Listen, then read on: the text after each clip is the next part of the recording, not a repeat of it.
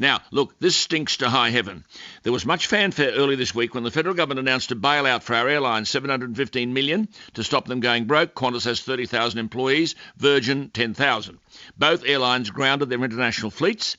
They had hoped that this would enable them, or somehow in spite of this rather, they'd keep their jobs. 2/3 of Qantas workers are now on leave, as I understand it. If I'm wrong, I'm happy to be corrected.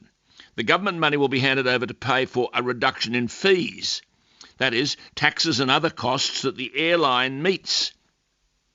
Now, this will keep shareholders happy, but thousands of workers will end up, as I understand it, and I'm happy to be corrected, on unpaid leave.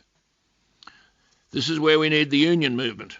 Michael Caine is the Secretary of the Transport Workers Union, the TWU. He's on the line. Michael, good morning. Good morning, Alan. Am I right or wrong?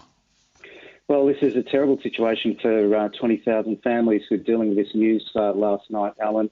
You're absolutely right. There's an unspecified number. We're trying to get the number from Qantas who are going to have to take unpaid leave. And there's a whole range of workers who are being forced to take the leave which they've accrued and they've put in trust with the company that they were putting aside for their retirement, etc.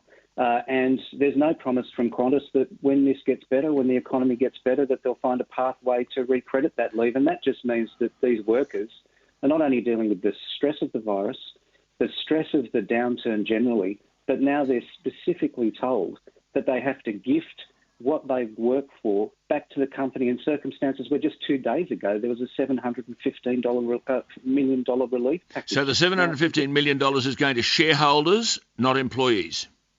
Well, it's about taxes and it's that improves the share price, doesn't it? That really takes the pressure off the corporate entity. Now, this is the killer blow. Now, please tell me I'm wrong.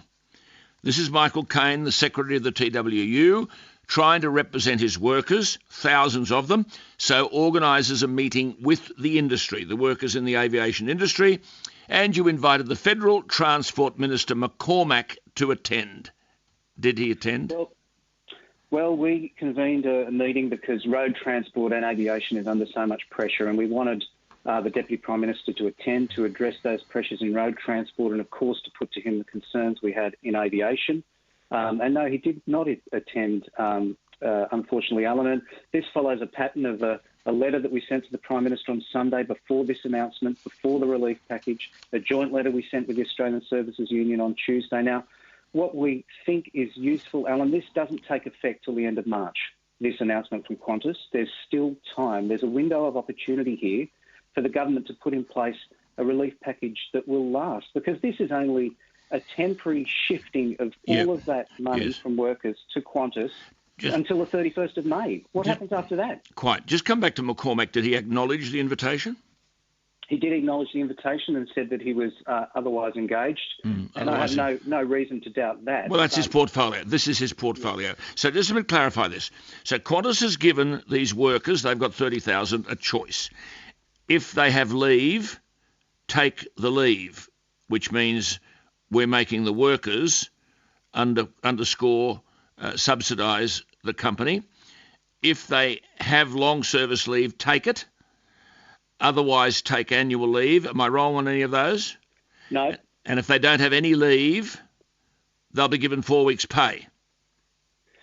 Well, this is 4 weeks future pay. So future pay, that's right. And this could go on for months. This could go on for months. So if they've got leave, take leave. So this is basically the worker is underwriting the company, even though the company's got $715 million. And two consecutive years of billion-dollar profits that Alan Joyce has been crowing about, saying that it's survival of the fittest, we're going to get through this. And now what has he done?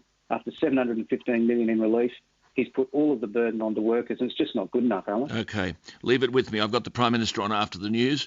I'll be raising these issues with him. You make sure you keep in touch with me, and you're doing a wonderful job. Michael Caine, the Secretary of the TWU. Workers are worried.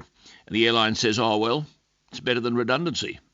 If the workers have been asked to take their own leave entitlement and their own long service leave and their own annual leave, they are effectively underwriting the company.